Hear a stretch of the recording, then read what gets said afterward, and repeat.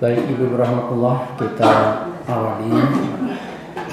Bismillahirrahmanirrahim. Assalamualaikum warahmatullahi wabarakatuh. Alhamdulillah, alhamdulillahi hamdan katsiran thayyiban mubarakan fi mubarakan alaihi kama yuhibbu rabbuna wa yarda. Wa asyhadu an la ilaha illallah wahdahu la syarika lah. Wa asyhadu anna Muhammadan abduhu wa rasuluh la nabiyya wa la rasula ba'dah. Ya ayyuhalladzina amanu taqullaha haqqa tuqatih wa la tamutunna illa wa antum muslimun. Wa ba'du. Allahumma shalli ala Muhammad wa ala alihi wa ashabihi wa man tabi'ahum bi ihsani ila yaumil qiyamah. Saudara-saudaraku seiman, ibu-ibu yang saya hormatkan Allah Subhanahu wa taala, alhamdulillah, bismillah, di hari ke-14 bulan Sya'ban kita dipertemukan oleh Allah Subhanahu wa taala dalam majelis yang mulia ini. Berharap kepada Allah mudah-mudahan pertemuan kita ini adalah pertemuan yang diridhoi dan dicintai oleh Allah Subhanahu wa taala, sehingga menjadi catatan ibadah kita di sisi Allah Subhanahu wa taala. Salawat serta salam senantiasa kita sampaikan pada junjungan kita Nabi Allah Muhammad sallallahu alaihi wasallam. Ibu-ibu yang saya hormatkan Allah, hari ini kita akan membahas meraih ampunan Allah. Namun sebelum itu saya sedikit ingin mengingatkan berkaitan dengan nikmat kesempatan yang Allah berikan kepada kita, khususnya nikmat kesempatan dipertemukannya kita dengan bulan Sya'ban. Mungkin pertemuan yang lalu sudah diingatkan oleh siapa Ustadz Ansari Taslim ya kemarin ya, ketika saya di Jawa Timur kalau nggak salah. Mungkin juga Ustadz sebelumnya. Namun tidak ada salahnya kembali saya ingin mengingatkan bahwa nikmat yang Allah berikan ketika kita bertemu dengan bulan Sya'ban, meskipun bulan Sya'ban itu disebut oleh Rasulullah daliku syahrun, dia adalah bulan yang banyak dilupakan oleh manusia. Bulan Sya'ban ini ya.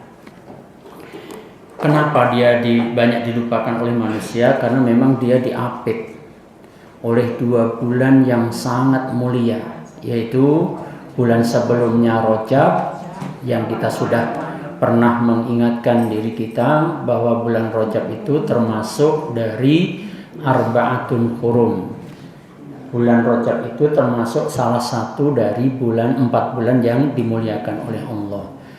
Bulan setelah Sya'ban, Ramadan lebih agung lagi, yang oleh Rasulullah disebut sebagai syahrun mubarakun, bulan yang penuh barokah. Tentu kita Masya Allah luar biasa ya, keberkahan bulan Ramadan.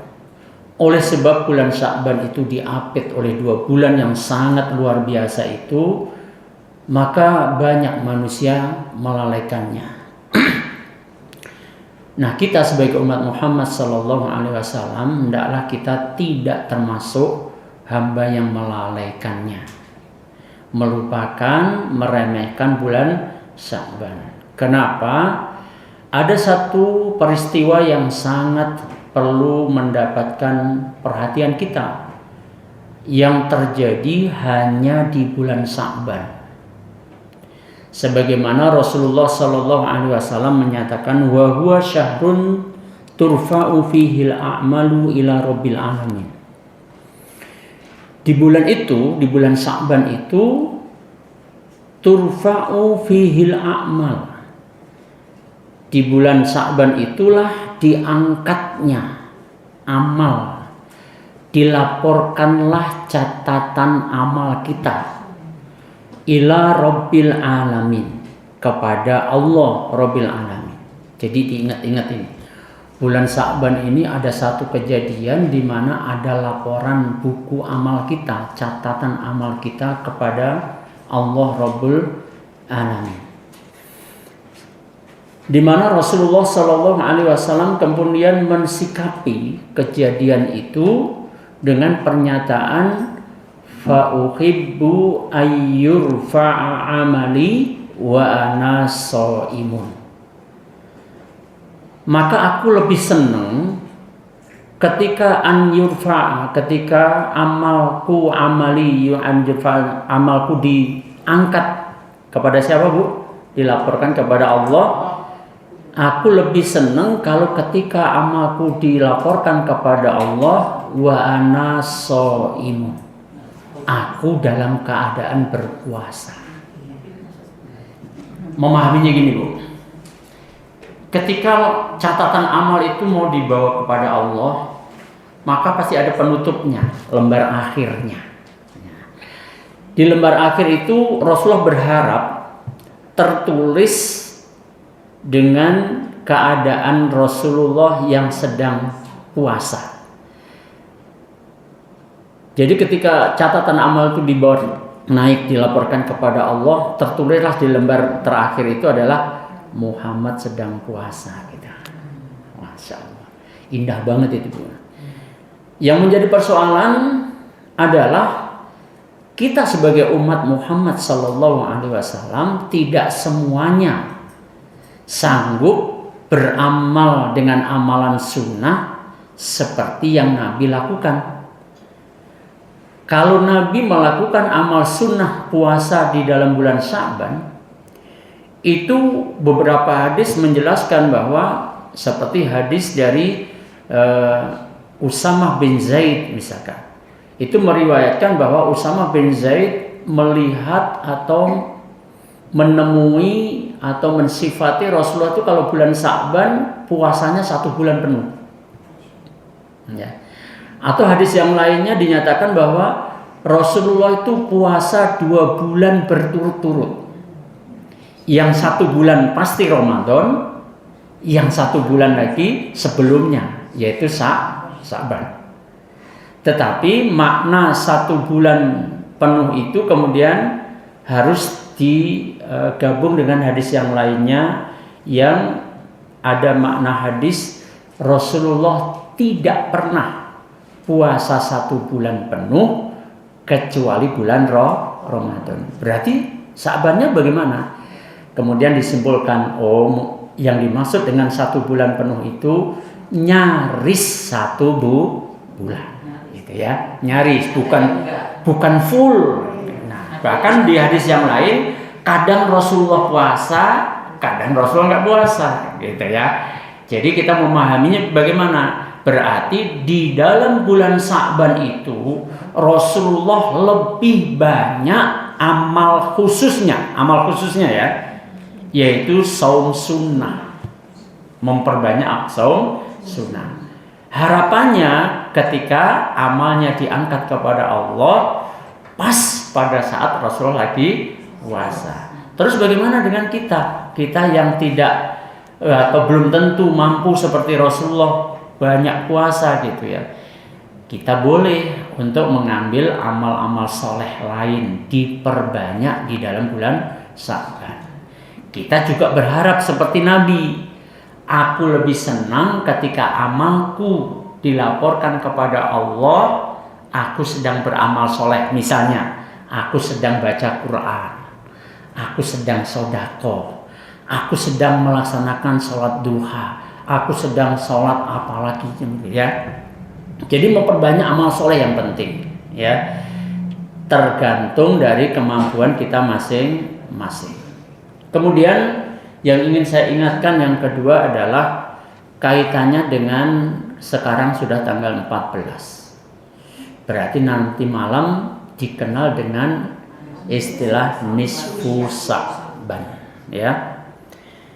Apakah ada keistimewaan nisfu Sya'ban? Ada keistimewaannya ya. Kejadiannya ya, bukan amalnya. Tolong perhatikan, kejadiannya bukan amalnya. Di antaranya adalah hadis sahih ya, yang sebentar saya lihatnya dulu ya. Hadis sahih yang diriwayatkan dari sahabat Mu'az bin Jabal, ya. Dan telah ditakhrij oleh Syekh Nasiruddin Albani bahwa di sini sahih. Yang bunyinya adalah ya, yattali'ullahu tabaraka wa ta'ala ila khalqihi lailatin nisfu Sya'ban, lailatan nisfi min Sya'ban, ya. Allah tabaraka wa ta'ala melihat kepada makhluknya pada malam nisfu Sya'ban, ya. Tapi jangan dipahami, oh Allah itu melihat kita cuma pada malam nisfu Sya'ban, ya enggak maksudnya. Berarti ini lebih lagi memperhatikan makhluknya. Tiap hari kita dilihat oleh Allah kan? Tiap hari, tiap saat kita dimonitor oleh Allah. Tetapi pada malam nisfu Sya'ban itu lebih lagi melihat kepada kita.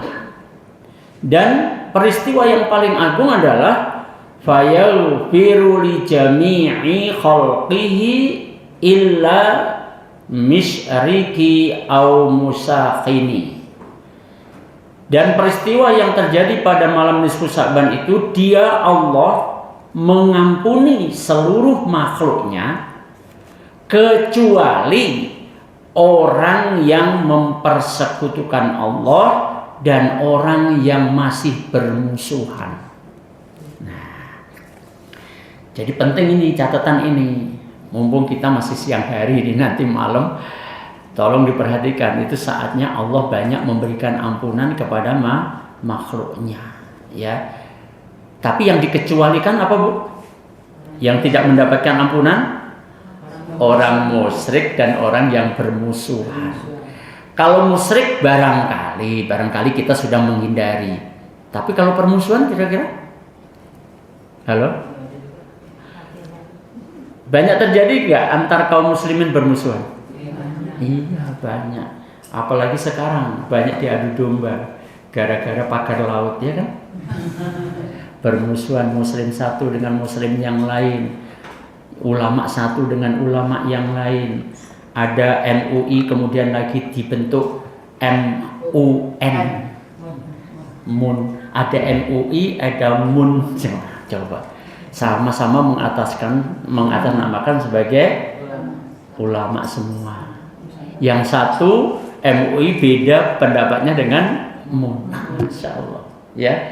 Hati-hati. Kalau itu sebagai permusuhan, tapi kalau murni perbedaan nggak apa-apa, ya. Kalau murni perbedaan, kalau sampai meningkat menjadi permusuhan, persoalan ini.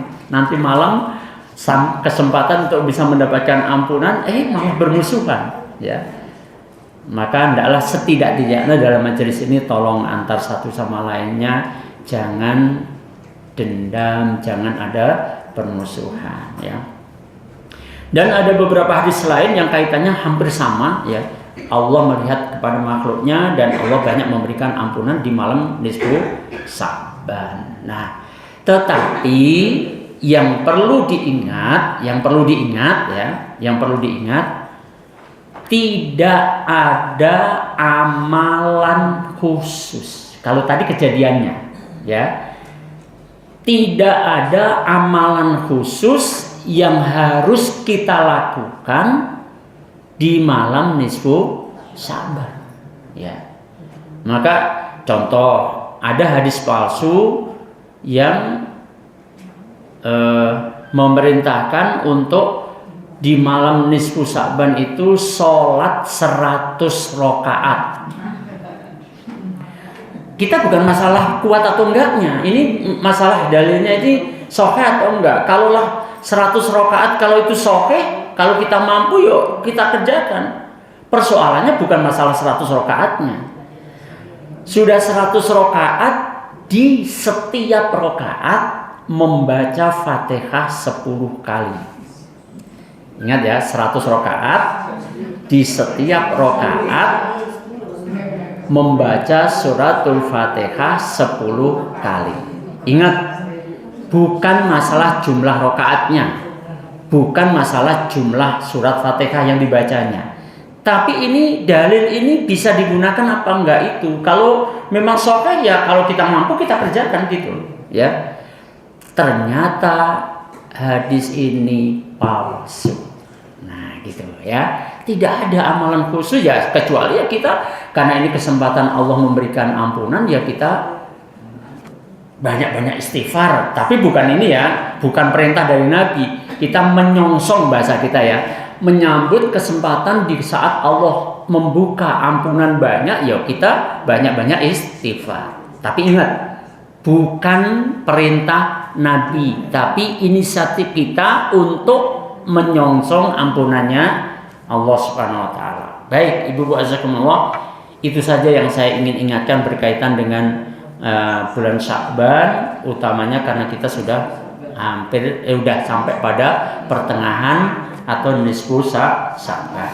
Baik, Ibu azakumullah, kita akan membahas tema kita menggapai ampunan atau meraih ampunannya Allah. Ibu azakumullah, keadaan apa yang paling menakutkan bagi ibu? Bagi kita semuanya. Keadaan kita, keadaan ibu masing-masing, diri kita, yang paling menakutkan keadaan yang bagaimana, Bu? Terhadap diri kita. Dosa tidak diampuni. Keadaan dosa yang ada pada diri kita, itu yang paling kita takut. Kenapa kita takut? Karena kita orang yang beriman, ya. Sehingga kita tahu betul konsekuensi kalau dosa itu masih ada pada diri kita. Saya berikan penggambaran, dulu juga pernah saya sampaikan ke ibu-ibu. Seandainya kita itu punya dosa cuma satu, ingat ya, ini cuma berandai ya. Tapi yakin dosa kita nggak mungkin cuma satu, ya. Udahlah, saya minimkan betul. Dosa kita cuma satu, tapi tidak diampuni oleh Allah. Kira-kira di akhirat kita ditempatkan di mana? Itu jawabannya tegas banget itu. Ya, Ibu rahmatullah. Bukan masalah dicuci dulu. Karena persoalan kalau sudah masuk neraka itu azab yang paling ringan loh. Ya katakanlah ini, udah kita ilustrasikan lagi.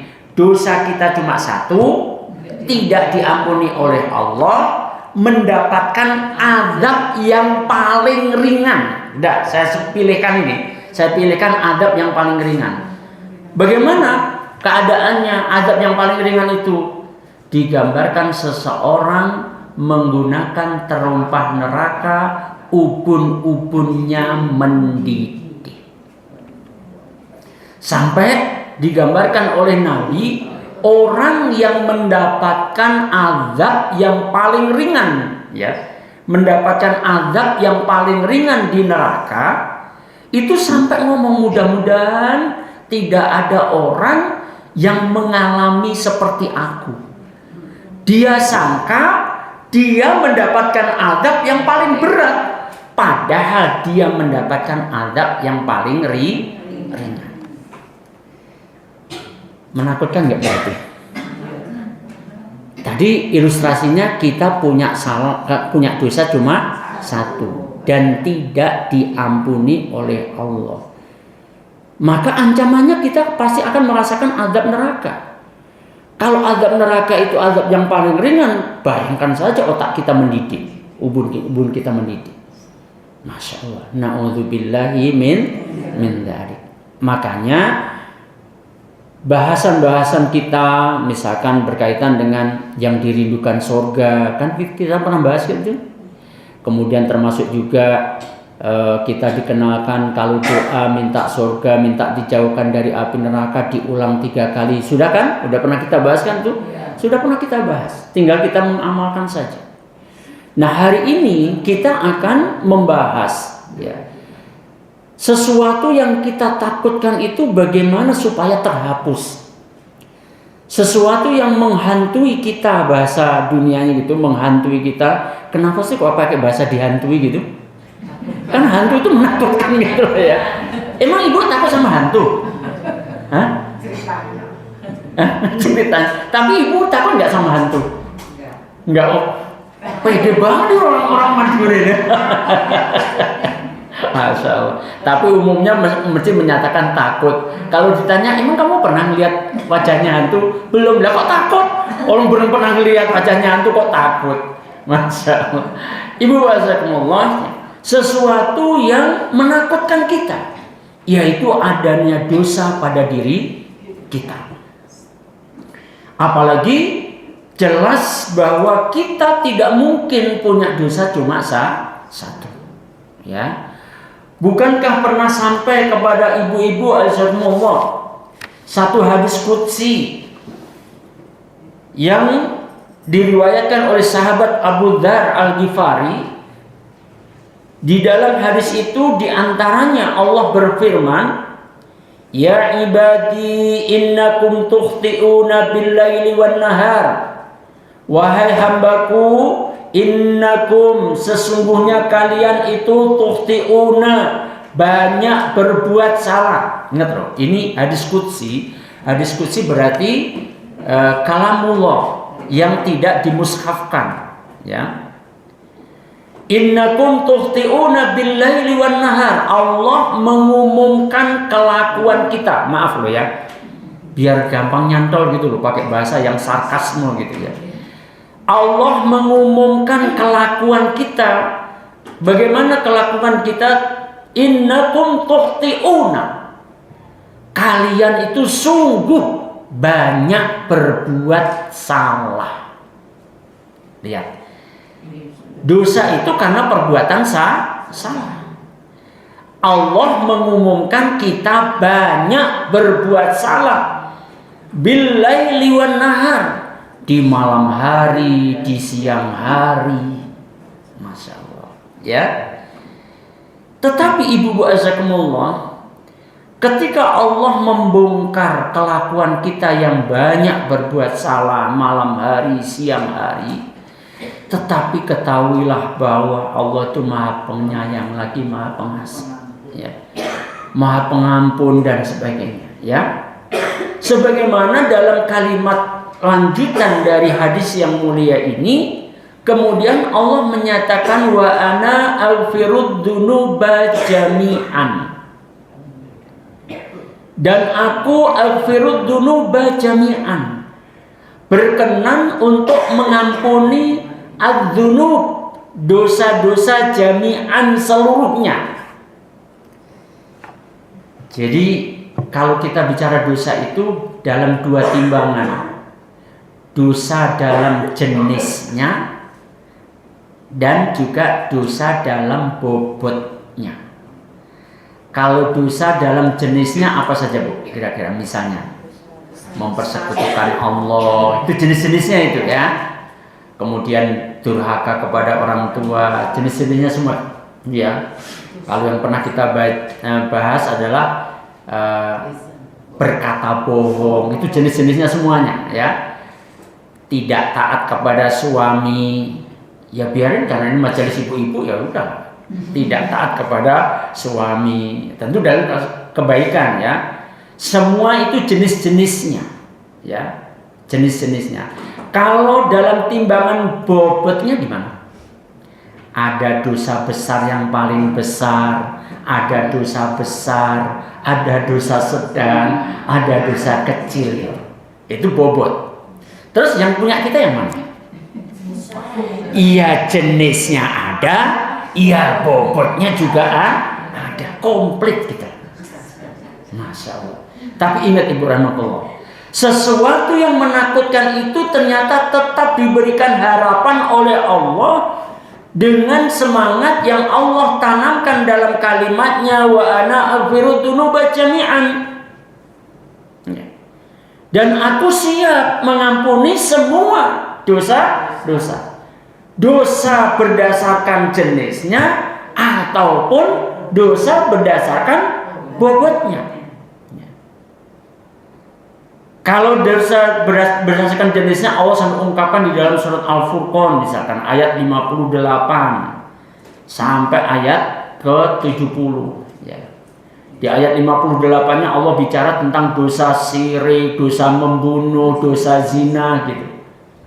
Itu perbuatannya sekaligus juga membincangkan tentang bobotnya itu dosa-dosa besar yang paling besar. Tapi Allah juga memberikan peluang, meskipun dosa itu dosa yang paling berat. Ayat 58 sampai ke 70 ya. Surat Al-Furqan surat ke-25 ya. Ya monggo silahkan dibacakan yuk, artinya saja monggo. Sudah ketemu? Ya monggo silakan. Dan bertakwalah kepada Allah yang hidup, yang tidak mati. Dan bertasbihlah. Surat Al-Furqan ayat 58. Iya, itu. Iya. Ini dan bertakwalah kepada Allah yang hidup, yang tidak mati, dan bertasbihlah dengan memujinya, dan cukuplah dia maha mengetahui dosa hamba-hambanya. Sebentar. Az-Zumar kali. Bukan. Al-Furqan surat 25. Iya. Iya, surat ini. Sebentar. Saya cek ya.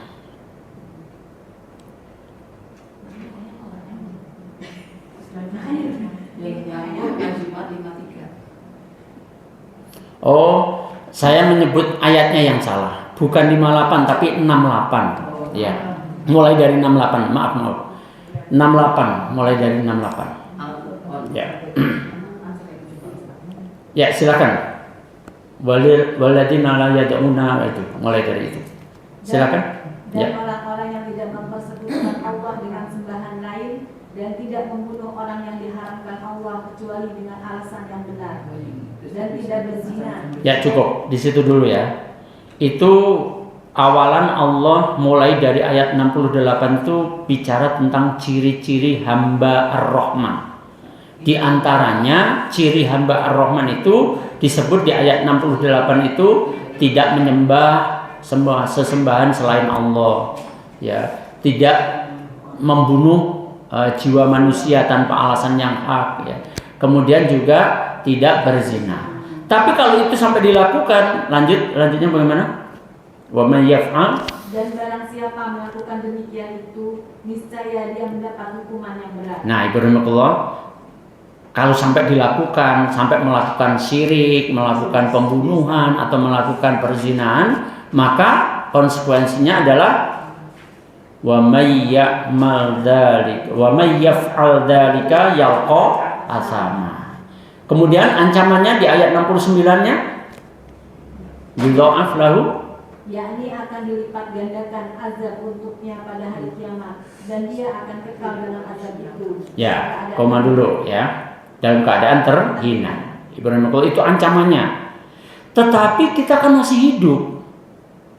Kalau pelakunya itu masih hidup, maka ayat 70 inilah solusinya. Solusi supaya semua bentuk dosa yang dilakukan hamba itu, apakah itu dosa syirik, apakah itu dosa membunuh, apakah itu dosa zina, atau kalau dalam ayat ini memang disebut tiga dosa. Itu pun dosa yang paling top bahasa kita, ya. Dosa-dosa yang paling top. Maka dosa-dosa yang di bawahnya lebih mudah lagi kalau begitu, ya. Apa solusinya? Solusinya adalah taubat sebagaimana yang Allah ungkapkan di ayat 70. Tafadhol coba. Kecuali orang-orang yang bertaubat dan beriman dan mengerjakan kebajikan, maka kejahatan mereka diganti Allah dengan kebaikan. Allah Maha Pengampun, Maha Penyayang. Kapan itu manusia bisa bertobat, bisa beriman, bisa beramal soleh? Kapan? Kalau masih hidup. Ya. Jadi ini adalah solusi. Tatkala kita melakukan kesalahan, mudah-mudahan kita tidak melakukan kesalahan dosa 3 yang disebut oleh Allah dalam ayat 68 tadi. Tetapi kita tidak menutup kemungkinan melakukan dosa-dosa yang lebih ringan dari itu. Yang tadi berdasarkan hadis innakum tuhti'una bil-laili wan nahar, sesungguhnya kalian itu banyak berbuat salah malam hari, siang hari. Meskipun itu dosanya ringan, tapi kalau sampai tidak diampuni oleh Allah, kita bisa tersentuh api neraka. Dan neraka itu adanya di akhirat. Mumpung kita belum terkena ancaman itu, ketika kita masih hidup, diberikan kesempatan oleh Allah taubat, kembali beriman atau menguatkan imannya, kemudian memperbanyak amal soleh. Kalau kita sudah melakukan itu, apa yang diberikan oleh Allah? Faulaika yubaddilullahu sayyiatihim hasanat. Mereka siapa, Bu? Mereka yang mau tobat, mau kembali beriman. Karena musyrik itu bisa membatalkan iman. Makanya ada juga perintah untuk kembali beriman, ya. Kembali beriman, wa amila amalan solihah, kemudian memperbanyak amal soleh. Apa yang diberikan oleh Allah? Kepada mereka akan diganti oleh Allah. Apa yang diganti oleh Allah? Sayyiatihim, kejahatannya. Kalaulah hendak kita hubungkan dengan ayat 68, kejahatan secara khos di ayat 68 adalah syirik, membunuh, zina. Dosa tidak hanya itu. Kalau memang kita melakukan dosa yang lebih ringan dari itu, mungkin diantaranya membentak orang tua misalnya, ya, ghibah misalnya, dan sebagainya. Maka sayyiatihim ini meliputi semua kesalahan yang pernah kita perbuat, mau yang jenisnya maupun bobotnya, ya. Diganti dengan apa? Sayyiatihim, kejahatan mereka, dengan taubat kita, dengan kita memperbaiki iman kita, kita memperbanyak amal soleh kita, keburukan kita akan diganti dengan hasanat, dengan kebaikan, ya. Ibu-ibu azakumullah, ya.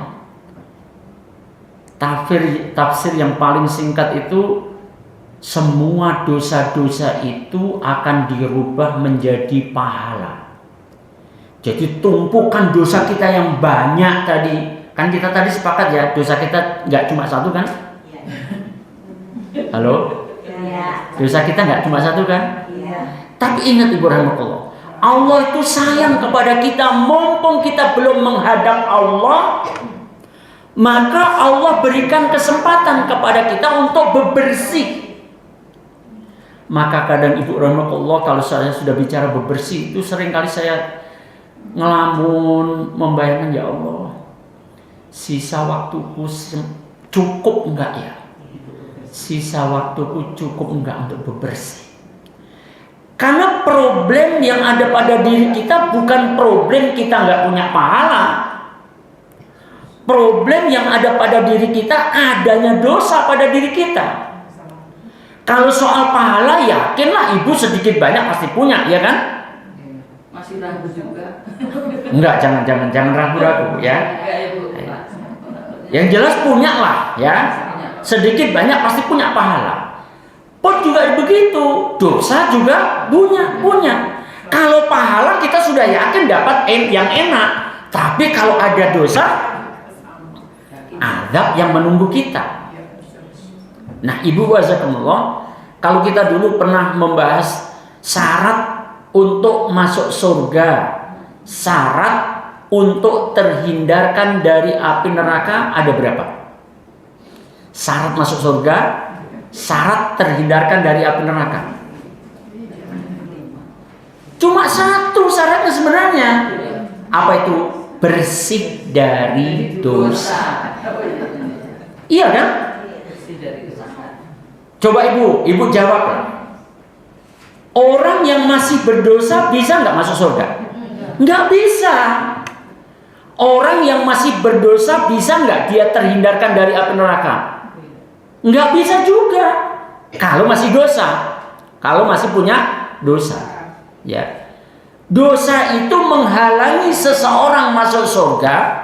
Dosa itu akan memasukkan seseorang ke dalam neraka.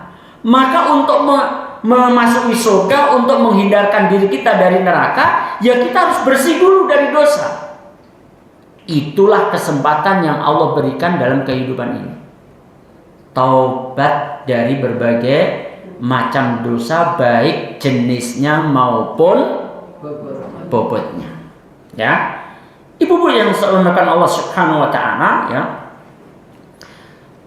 Maka saya lanjutkan dulu hadis yang tadi, ya. Setelah Allah menyatakan wa ana aghfiru dzunuba jami'an, dan Allah kemudian berkenan untuk, dan aku, Allah menyebutkan begitu ya, wa ana aghfiru dzunuba jami'an, dan aku berkenan mengampuni semua dosa-dosa. Betapa sayangnya Allah kepada kita.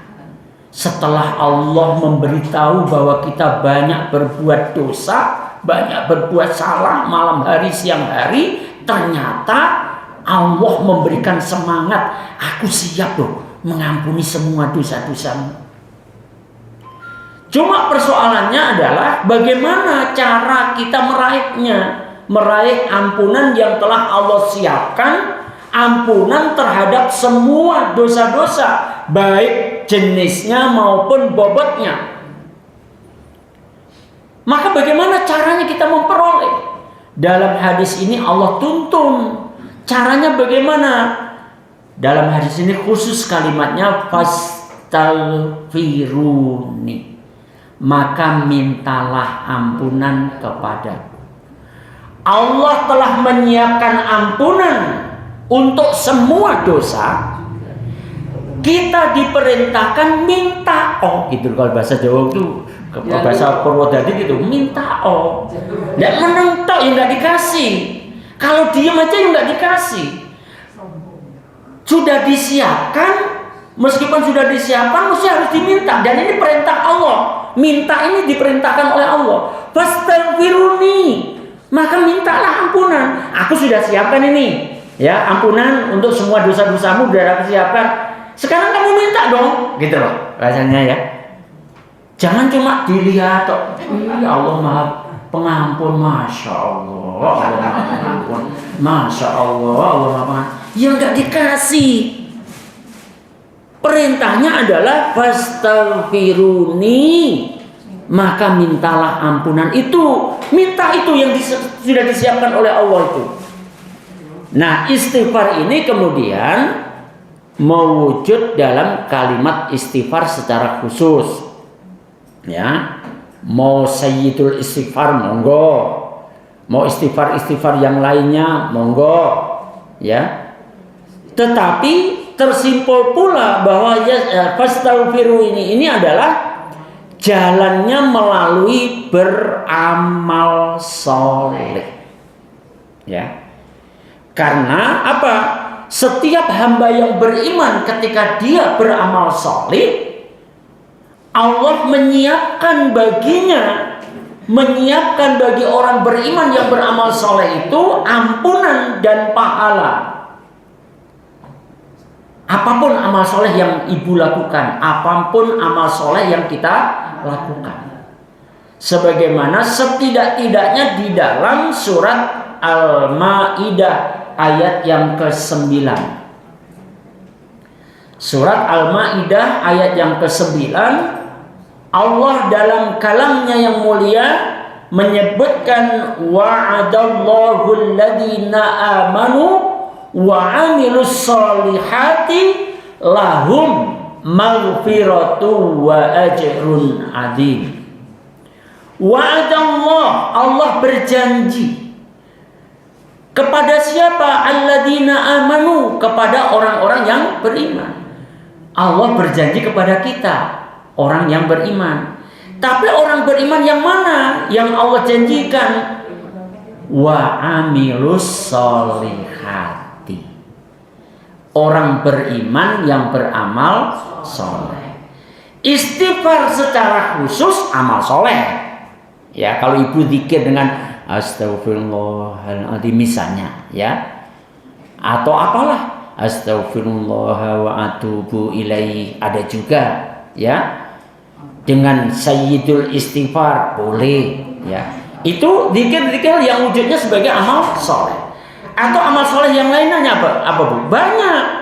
Sedekah amal soleh, Makanya sampai Rasulullah menasihati Mu'adz bin Jabal radhiyallahu anhu, sodakohlah kamu, karena sodako itu bisa menghapus kesalahan seperti air memadamkan api.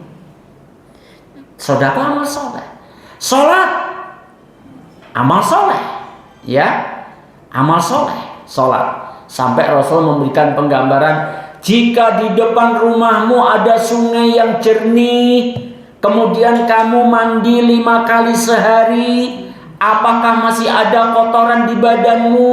Maka para sahabat menjawab, nggak ada lagi wahai Rasulullah.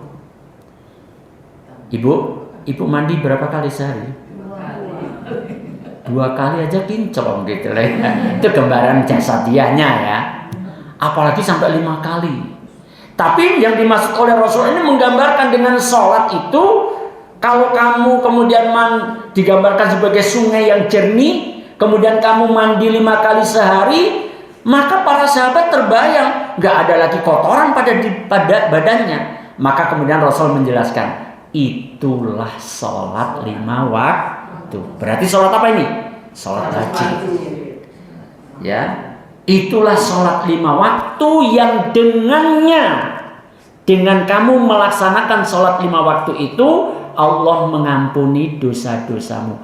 Bersih itu mewujudkan bersih dari dosa, bersih dari kotoran tadi. Nah, ibu-ibu azakumullah, berarti berdasarkan surat Al-Maidah ayat 9 itu, kalau kita beramal soleh, apapun amal soleh itu yang kita lakukan, maka lahum maghfiratun wa ajrun alim. Bagi mereka diberikan ampunan dan pahala yang agung.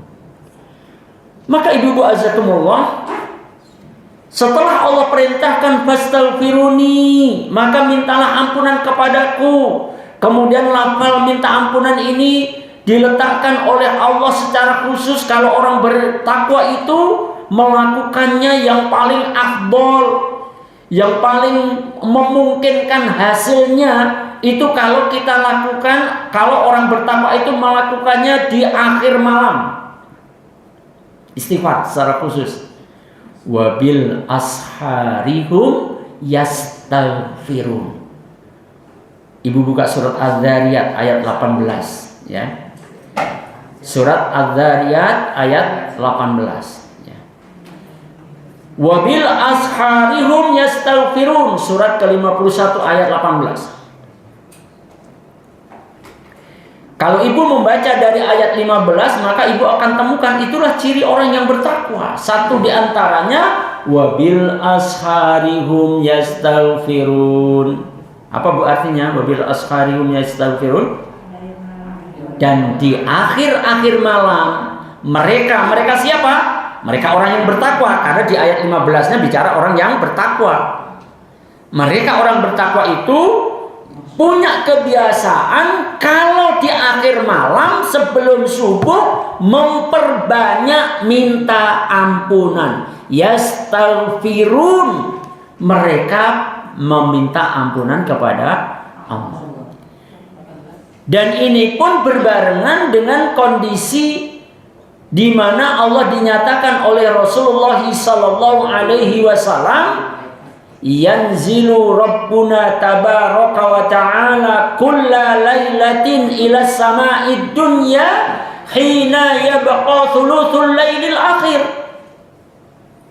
Allah tabaraka wa ta'ala, Rabb kita itu turun setiap malam. Enggak usah kita bincangkan turun itu apa, ya, bukan makom kita ya. Allah turun setiap malam ya, ke langit dunia. Kapan tepat waktunya? Hina yabqa thuluthul lailil akhir. Ketika malam itu tersisa sepertiga akhir. Tersisa sepertiga akhir. Itulah saatnya Allah turun ke langit dunia. Kemudian Allah berfirman, man yad'uni fa astajiba lahu. Siapa yang berdoa kepadaku, maka aku ijabah. Maka sebenarnya waktu yang paling mustajab setiap hari untuk berdoa itu adalah di akhir malam sebelum subuh. Itu yang paling mustajab. Setiap saat boleh kita berdoa, tapi pilihan waktunya adalah yang paling mustajab, yang paling afdol di akhir malam sebelum subuh. Kemudian wayus'aluni, dan kemudian siapapun yang mengadukan permasalahannya kepadaku fa'utiyahu, maka aku penuhi, aku berikan solusi. Ibu punya masalah? Betul, wajah-wajah penuh masalah. Ya. Memang kita ini penuh masalah, wajahnya kelihatan kalau penuh masalah. Tapi adukan kepada Allah Rabbul Alamin, Allah yang menjadikan semua kejadian di jagat raya ini, senang kita, susah kita, sehat kita, sakit kita, ya, semuanya yang menghendaki Allah. Maka adukan, Allah akan di sepertiga akhir malam, maka Allah akan memberikan solusi. Yang terakhir kaitannya dengan menggapai ampunan Allah.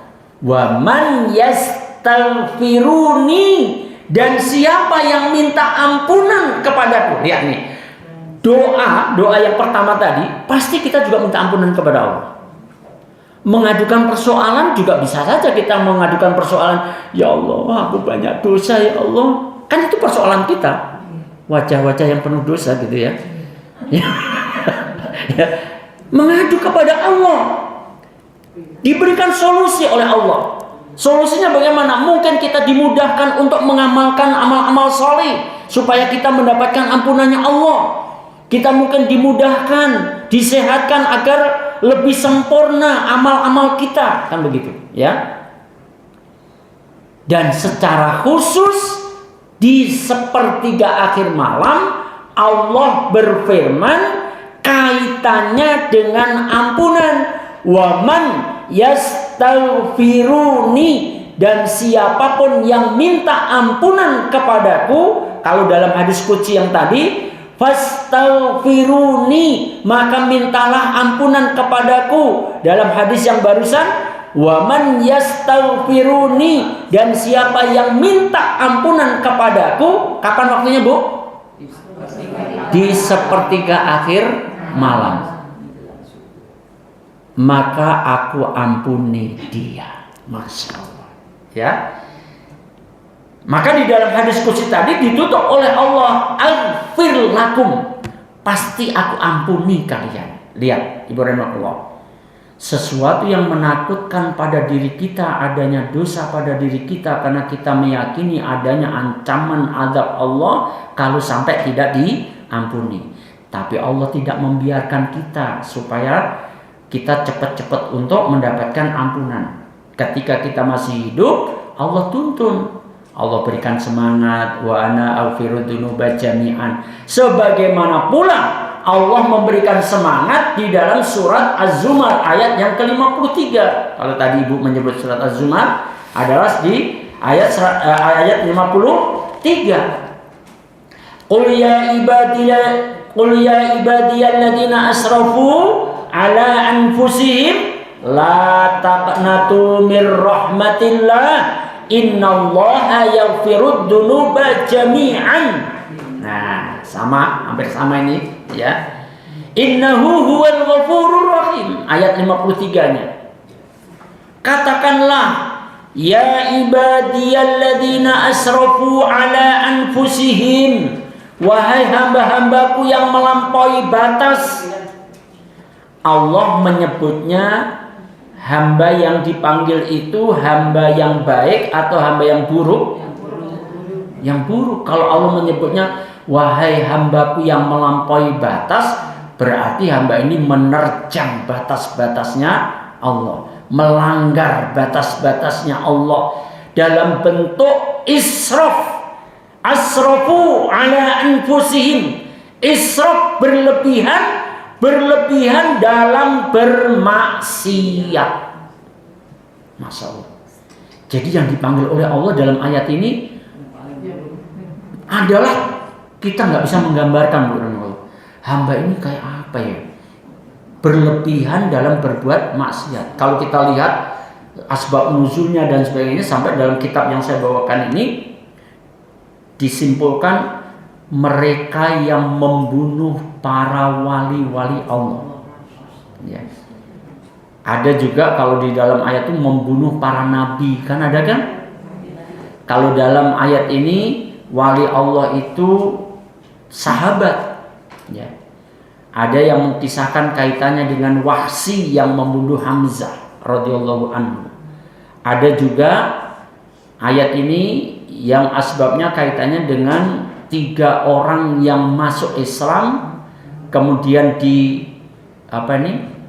dipressure oleh orang-orang musyrikin Quraisy, nggak kuat keluar dari Islam. Ya. Kemudian disurati oleh Umar bin Khattab radhiyallahu anhu dengan turunnya ayat ini. Ya. Kemudian 3 orang ini kembali masuk Islam lagi, kemudian hijrah bersama Rasulullah SAW. Ya. Nah, saudaraku seiman, ya, israf dalam berbuat maksiat. Ya insya Allah kita nggak sampai tergolong itu kan. Kita banyak dosa kita, tapi insya Allah nggak sampai seperti itulah. Ya. Bagaimana Allah bersikap, bagaimana Allah memberikan semangat kepada hambanya yang terlanjur melampaui batas dalam berbuat maksiat. Apakah kemudian Allah mengancam, nggak memberikan solusi? Enggak. Allah memberikan solusi. Bahkan biasanya kan gini, Bu, kalau kita itu sudah sudah nyadari banyak dosa, kalau nggak ditopang-topang, kalau nggak diberikan semangat, itu bisa muncul adalah sekalian aja ngeblangsak udah terlanjur gitu ya. Tapi Allah nggak seperti itu, Bu, ya. Tapi bagaimana Allah kemudian membangkitkan supaya hambanya yang israf dalam berbuat maksiat, melampaui batas dalam berbuat maksiat itu jangan sampai putus asa. Dibangkitkan dulu semangatnya dengan kalimat la taqnatu mir rahmatillah. Janganlah putus asa dari rahmatnya Allah. Rahmat itu kan kasih sayang. Padahal yang dipanggil oleh Allah tadi hamba yang bagaimana, Bu? Hamba yang melampaui batas. Tapi Allah masih memberikan pengharapan. Janganlah kalian putus asa dari rahmatnya Allah. Kan mestinya logikanya, kalau logika berpikir, orang yang sudah ngeblangsak mestinya langsung diadab aja kan gitu. Logika berpikirnya loh ya. Tapi Allah enggak. Kenapa? Orangnya masih hidup masalahnya gitu. Lain kalau persoalannya orangnya sudah mati. Kalau sudah mati ya terserah Allah. Yang memiliki kekuasaan di akhirat siapa? Maliki Yaumiddin. Allah, bukan kita. Ya. Tapi ketika hamba yang melampaui batas itu masih hidup, Allah masih inginnya supaya hamba itu dapat rahmatnya Allah. Nah, bagaimana kalau dengan orang-orang yang dosanya ringan? Ya tentu Allah lebih sayang lagi kan gitu. La taqnatu mir rahmatillah. Orang yang melampaui batas dalam bermaksiat, banyaknya dosa-dosa besar pada dirinya, rahmat kasih sayang Allah itu pasti bermakna ampunan. Ibu, kalau kita bicara tentang dosa kita, yang ibu harapkan apa? Ampunan. Pasti ampunan, ya kan? Nggak ada lain lagi. Kalau ibu kita cerita full tentang dosa, apa gunanya pahala buat kita kalau kita masih punya dosa? Coba. Nggak nyucuk loh, Bu. Nggak nyucuk. Bisa tekan betul, Bu. Dosa nih hadis tentang bangkrutnya seseorang itu kan begitu. Punya pahala banyak, pahalanya bahkan banyak lagi. Ternyata dia juga punya dosa kepada orang lain. Akhirnya pahalanya diambil sedikit demi sedikit sampai habis, coba. Begitu pahalanya sudah habis, ternyata dosanya kepada orang lain masih banyak. Terus gimana nih? Malah diganti. Dosanya orang lain itu yang dizalimi itu diambil sedikit demi sedikit diberikan kepada dirinya. Lihat, orang yang tadinya punya tumpukan pahala berubah menjadi tumpukan dosa, akhirnya dilemparkan ke dalam neraka. Padahal prosesnya dia menghadap Allah dalam kondisi membawa pahala sholat, pahala zakat, pahala puasa, pahala amal-amal yang lain. Tapi kelakuannya di dunia suka mendolimi orang lain. Nah, ibu bahasakumullah. Maka Allah memberikan pengharapan mumpung masih hidup, la taqnatu mir rahmatillah. Janganlah putus asa dari rahmat Allah. Kemudian Allah mengungkap rahmat itu bagaimana bagi orang yang banyak dosa. Innallaha yaghfirudz dzunuba jami'an. Sesungguhnya Allah berkenan mengampuni semua dosa-dosa. Lihat, terhadap orang yang sudah melampaui batas saja Allah masih memperkenalkan, aku itu siap mengampuni semua dosa-dosa. Seperti hadis qudsi tadi, wa ana aghfirudz dzunuba jami'an, dan aku siap mengampuni semua dosa-dosa. Tapi jalannya gimana, Bu? Fastaghfiruni, mintalah ampunan kepadaku. Ya, ampunannya sudah disiapkan, ambil itu. Cara ngambilnya gimana? Fastaghfiruni, dengan cara minta ampunan kepada Allah, secara umum beramal soleh. Surat apa ya, berapa tadi? Kalau orang beriman beramal soleh ada mendapatkan ampunan dan pahala. Surat Al-Maidah. Kalau ditanya surat apa, jangan nyebut nomornya. Nggak ada, surat 5 itu nggak ada. Adanya surat Al-Maidah. 5 itu nomor, bukan nama surat itu, ya. Surat apa, Bu? Al-Maidah ayat 9, ya. Dihafalin ya, supaya memberikan semangat. Kita beriman, beramal soleh, Allah menyiapkan ampunan dan pahala. Nah, ibu-ibu yang selalu mendepan Allah Subhanahu wa taala, maka kemudian kita menginjak pada pembahasan bagaimana sikap kita, reaksi kita untuk mendapatkan ampunan Allah itu. Ya. Untuk mendapatkan ampunan Allah itu. Dan tentu kita bereaksi menyambut kesiapan Allah memberikan ampunan itu dituntun juga oleh Allah bagaimana sikap kita. Ada 2 ayat. Yang pertama adalah surat Al-Imran ayat 133 dan surat Al-Hadid, ya, ayat yang ke-20, ya. Surat Al-Hadid, ya. Surat Al-Hadid ayat ke-21, maaf, bukan 20 ya, 21.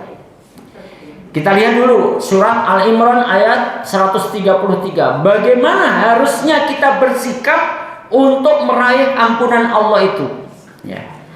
Wasari'u ila maghfiratin mir rabbikum wa jannatin 'arduha as-samawati wal ardu u'iddat lil muttaqin. Kita tidak membahas seluruhnya, ya. Kita mengambil bagian awal ayat ini, bagaimana harusnya kita bersikap untuk mendapatkan ampunan Allah.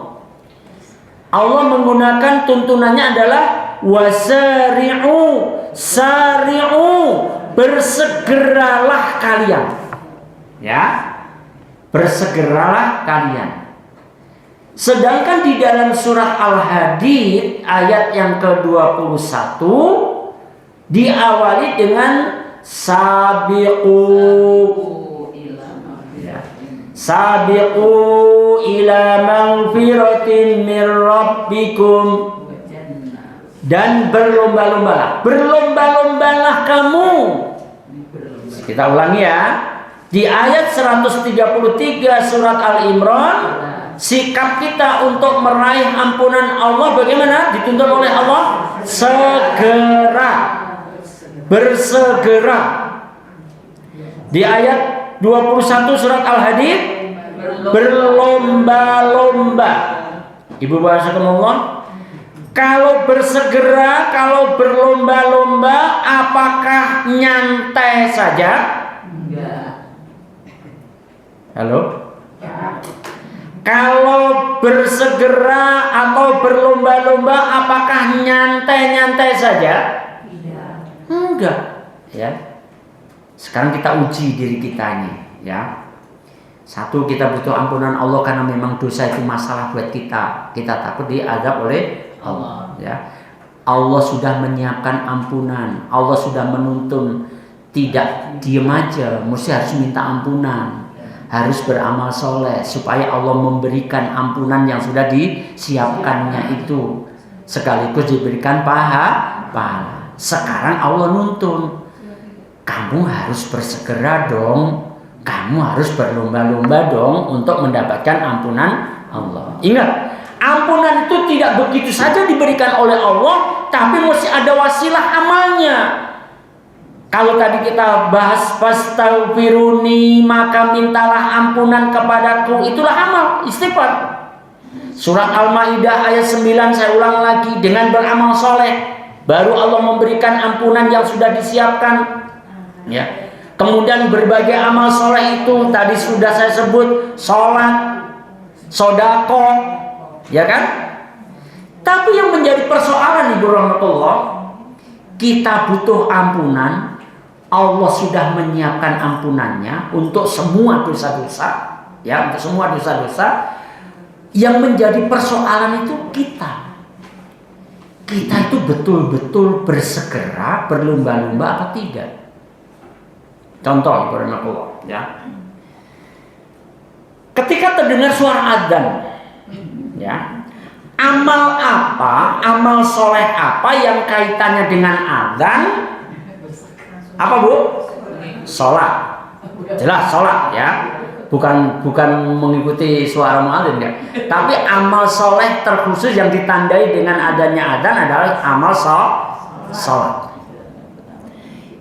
Dengan amal soleh yang namanya sholat itu, tadi sudah saya sampaikan hadis yang di depan rumahmu jika ada sungai yang jernih tadi, ya.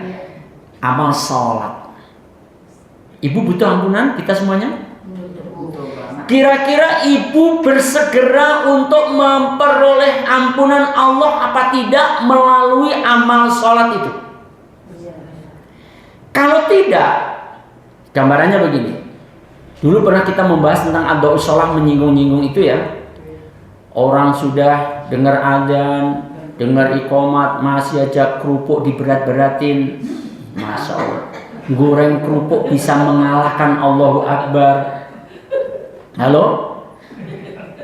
Itu belum punya pabrik kerupuk sudah begitu. Coba ibu. Hanya sekedar goreng kerupuk itu pun nggak mungkin ibu goreng 1 kilo, nggak mungkin kan? Ibu pernah goreng kerupuk 1 kilo? Kecuali kalau ibu punya gawe goreng kerupuk sendiri mungkin barangkali. Kalau untuk kepentingan tiap hari mah paling juga setengah on juga belum tentu. Goreng kerupuk ngalahkan Allahu Akbar. Adha'us shalah. Fakhalafa min ba'dihim khalfun adha'us shalah wattaba'us syahawat fasawfa yalqawna ghayya. Sampai Allah mengingatkan begitu, datanglah di belakang mereka generasi yang buruk. Generasi yang buruk itu yang menyia-nyiakan sholat. Yang menyia-nyiakan sholat sudah pernah kita bahas. Di antaranya ada orang yang menunda-nunda pelaksanaan sholat. Yang kedua, orang yang tidak mau ke masjid bagi laki-laki. Dan yang ketiga, orang yang memang tidak mau sholat. Semuanya termasuk kaidah menyia-nyiakan sholat. Dengan sholat itu Allah akan siapkan ampunan, Allah akan memberikan ampunan. Kita butuh ampunan, ternyata sikap kita itu tidak segera. Kita tidak lomba-lomba, tidak segera wudhu untuk mempersiapkan diri untuk menyambut datangnya kesempatan untuk mendapatkan ampunannya Allah. Subhanallah. Ya nggak apa-apa, ya kita bongkar-bongkaran aja, nggak mau ini untuk memperbaiki diri kita kan? Ibu rahmatullah. Masjid setiap Jumat, Masjid Al-Manar saja sampai bludak. Masjid Al-Mutakin juga sampai nggak muat juga, padahal udah 2 lantai. Sholat Jumat. Dia pikir orang beriman itu yang penting sholat Jumat toh. Begitu sholat asar kembali, tinggal 1 shop, tinggal 2 shop. Alasannya kerja, Masya Allah. Ibu-ibu azakumullah, itu menyepelekan ya. Pengen ampunannya Allah, ketika Allah memberikan kesempatan ternyata tidak segera untuk diambil. Bukankah Rasulullah telah mengingatkan kita, nikmatani maghbunun fihima katsiran minan nasi as-sihat wal farq. Ada 2 nikmat Allah yang kebanyakan manusia melalaikannya, yaitu nikmat sehat. Ketika diberikan sehat, kendor ibadahnya. Begitu sakit, tambah kendor lagi orang sakit. Orang sehat aja kendor. Diberikan nikmat kesempatan, ya. Masih sempat, masih telinganya mendengar adzan, tak peduli dengan suara adzan. Diberikan kesempatan untuk segera mendapatkan ampunannya Allah, tidak segera dilaksanakan amal soleh yang dia temui. Ada ibarat kata apa? Kesempatan tidak akan datang yang kedua kalinya. Siapa yang menjamin 5 menit kemudian kita masih ada? Halo? Bagaimana tatkala kita masih ada kesempatan, kita tidak segera melaksanakannya, tahu-tahu 5 menit kemudian Allah mencabut nyawa kita.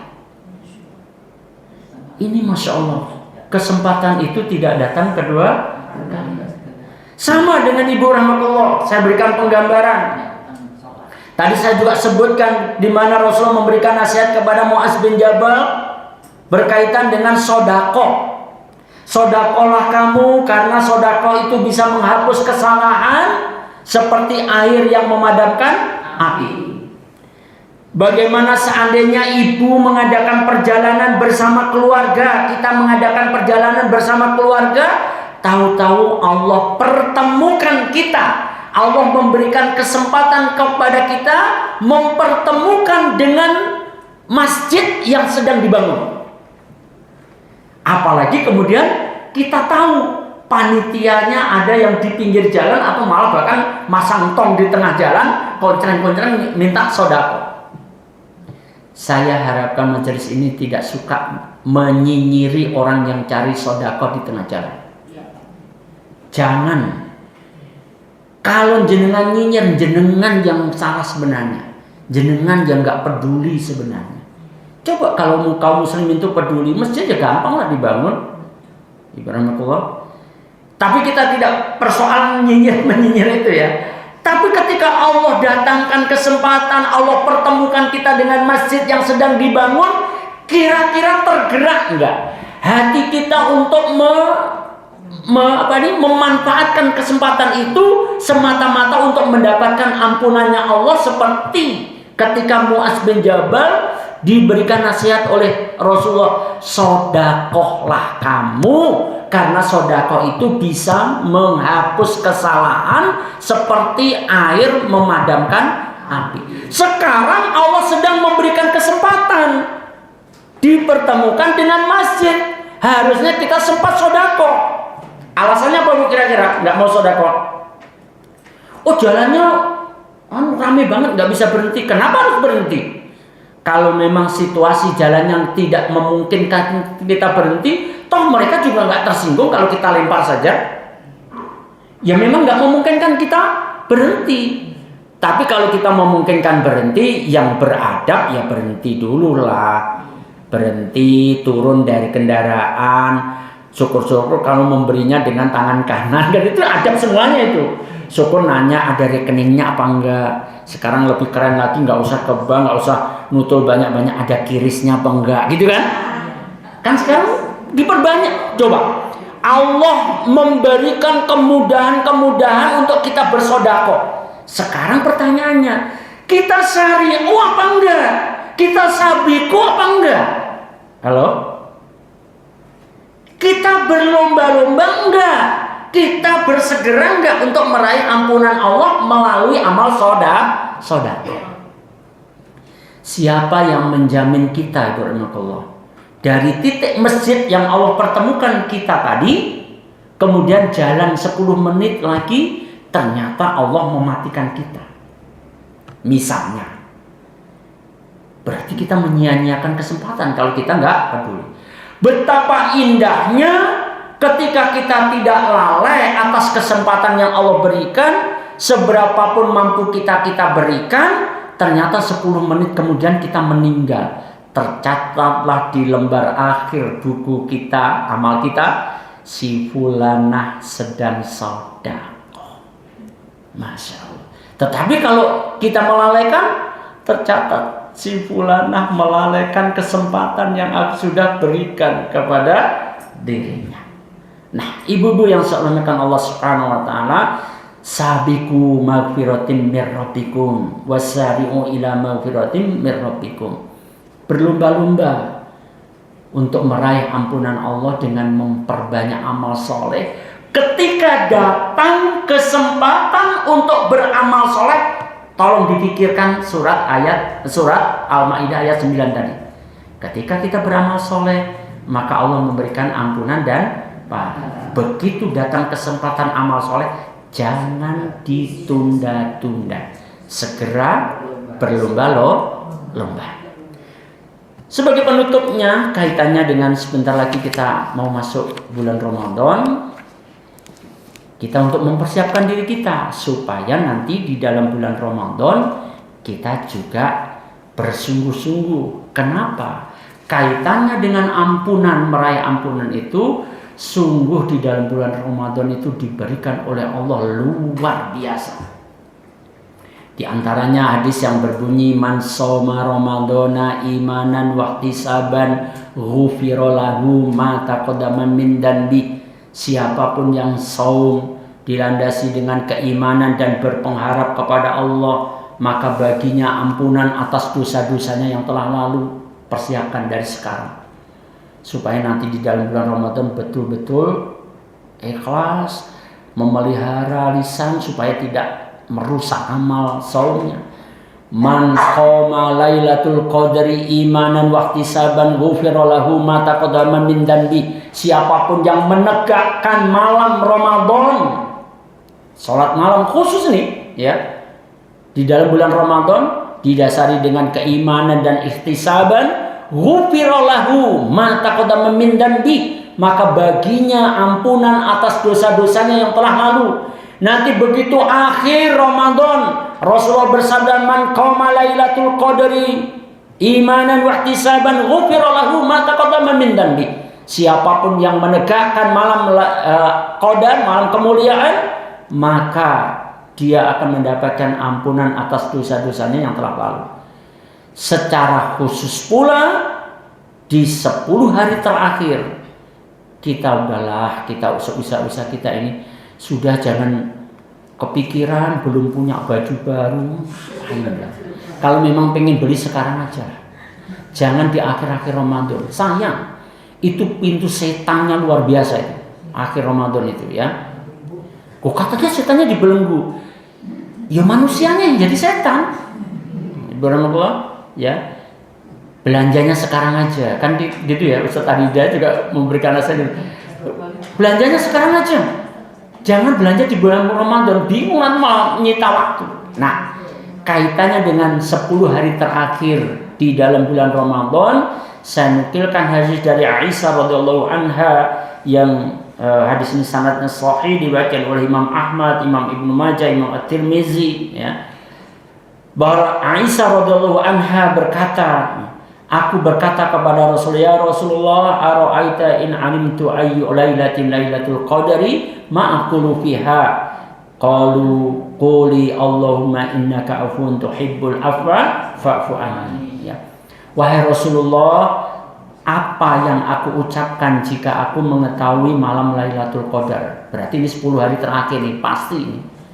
Dan kita nggak tahu tepatnya malam keberapa, nggak ada yang diberitahu. Berarti mulai harus serius di malam 20 sampai akhir Ramadan. Kemudian Aisyah nanya kepada Rasulullah, ma aqulu fiha, apa yang aku ucapkan di dalamnya wahai Rasulullah?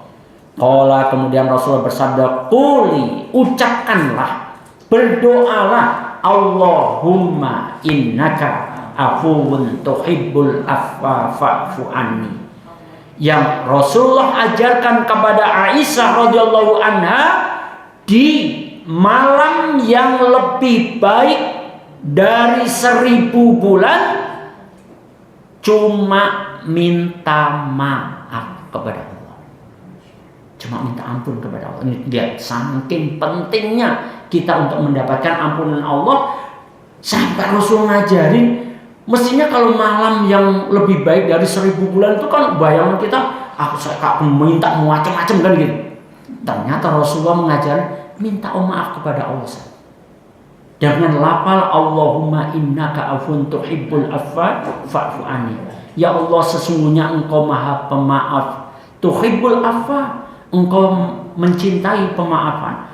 Fa'fu anni, maafkan aku yang diulang-ulang itu. Dan itu menunjukkan betapa pentingnya kita untuk meraih ampunannya Allah. Ingat, saya sarikan lagi, kita butuh ampunannya Allah karena memang kita banyak dosa. Allah berkenan mengampuni semua dosa-dosa, dan Allah juga menyatakan jangan berputus asa dari rahmat Allah. Kemudian Allah menuntun fastaghfiruni, mintalah ampunan kepadaku. Surat Al-Maidah ayat 9, kita banyak-banyak amal soleh agar Allah memberikan ampunan dan pahala. Berikutnya, hendaklah kita bersikap segera dan berlomba-lomba. Jangan menunda-nunda. Ketika Allah memberikan kesempatan beramal soleh, segera lakukan, jangan ditunda. Belum tentu akan datang kesempatan untuk yang kedua kali. Yang terakhir, bulan Ramadan, ternyata banyak Allah memberikan ampunan dari amal saumnya, amal malamnya, amal khususnya di 10 kali terakhir. Bahkan Rasulullah mengajarkan kepada Aisyah radhiyallahu anha, di saat Lailatul Qadar hendaklah konsentrasinya minta maaf kepada Allah. Wallahu a'lam bishawab. Barakallahu fikum. Ini yang bisa kita bahas meraih ampunan Allah. Mudah-mudahan di sisa waktu kita yang kita semuanya tak akan mengetahui dan memang tidak akan pernah diberitahu oleh Allah tinggal berapa lama kita di muka bumi ini. Mari kita bersegera, mari kita berlomba-lomba untuk meraih ampunannya Allah. Mudah-mudahan tobat kita semuanya diterima oleh Allah Subhanahu wa taala. Mudah-mudahan di saat Allah menetapkan takdirnya, mengutus malaikatul maut untuk menjemput kita, mudah-mudahan dosa kita sudah bersih. Wallahu a'lam bishawab. Akhiru da'wana alhamdulillahirabbil alamin. Ibu wasakumullah, ya. Mari kita akhiri bersama karena memang enggak ada yang didiskusikan, ya. Akhiru alhamdulillahirabbil alamin. Sallallahu nabiyina Muhammadin sallallahu alaihi wasallam. Kita akhirkan bersama dengan kifaratul majlis. Subhanallahumma wa bihamdika asyhadu an la ilaha illa anta astaghfiruka wa atubu ilaik. Teriring salam untuk keluarga semua di rumah. Assalamualaikum warahmatullahi